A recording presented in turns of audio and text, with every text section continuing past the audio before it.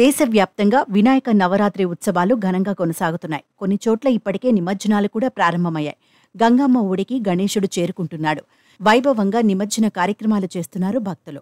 డీజేలు, బ్యాండ్ చప్పుళ్లు, డాన్సుల మధ్య ఊరేగింపుగా తీసుకెళ్లి వినాయకుడికి బై బై చెప్తున్నారు. అయితే నిమజ్జన సమయంలో ఓ కుటుంబం చేసిన పనితో అధికారులు, ప్రజాప్రతినిధులు ఉరుకులు పరుగులు పెట్టాల్సి వచ్చింది. వారు వినాయకుడికి పూజల సమయంలో మెడలో గోల్డ్ చైన్ వేశారు.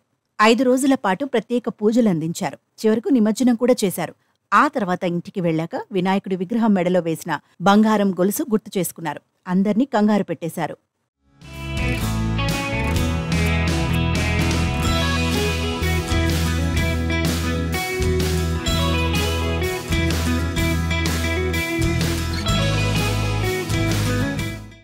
కర్ణాటక రాజధాని బెంగుళూరులో ఈ సంఘటన జరిగింది. ప్రస్తుతం దీనికి సంబంధించిన వార్త, బురదలో గోల్డ్ చైన్ కోసం వెతుకుతున్న వీడియో నెట్టింట వైరల్ అవుతోంది.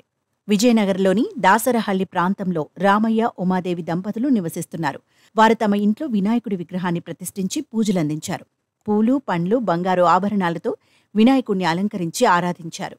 60 గ్రాముల బంగారు గొలుసును వినాయకుడి మెడలో వేసి అలంకరించారు. అయితే ఆ చైన్ విలువ 4 లక్షలు ఉంటుందని చెప్పారు. వినాయకుడికి పూజలు జరిపిన అనంతరం తమ ఇంటికి దగ్గరలో ఉన్న మొబైల్ ట్యాంక్ వద్దకు తీసుకెళ్లి నిమజ్జనం చేశారు. ఆ తర్వాత ఇంటికి వెళ్లారు. అయితే అప్పుడే వారికి గోల్డ్ చైన్ విషయం గుర్తుకు వచ్చింది. అయ్యో, గణనాథుడితో పాటే ఉండిపోయిందని అనుకున్నారు. హుటాహుటిన మొబైల్ ట్యాంక్ వద్దకు పరిగెత్తారు. తమ గోల్డ్ చైన్ వినాయకుడితోనే ఉండిపోయిందని దయచేసి వెతకాలంటూ విజ్ఞప్తి చేశారు. తాము కూడా నిమజ్జనం సమయంలో విగ్రహం మెడలో గొలుసు చూశాం, కానీ అది రోళ్లు గోల్డ్ అనుకున్నామని చెప్పారు. వెతకడం కష్టమని, కుదరదని మొదట చెప్పారు సిబ్బంది.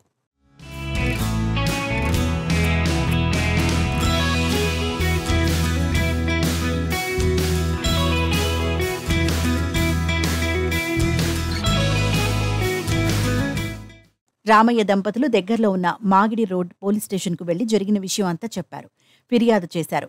పోలీసులు రంగంలోకి దిగి మొబైల్ ట్యాంక్ వద్ద గాలించారు. కానీ లాభం లేకపోయింది. చివరకు రామయ్య తమ ఎమ్మెల్యే ప్రియాకిషోర్ను కూడా సాయం చేయాలని కోరడంతో ఆయన కూడా రంగంలోకి దిగారు. మొబైల్ కాంట్రాక్టర్తో మాట్లాడి అందులో ఉన్న నీటినంతా ఖాళీ చేయించారు.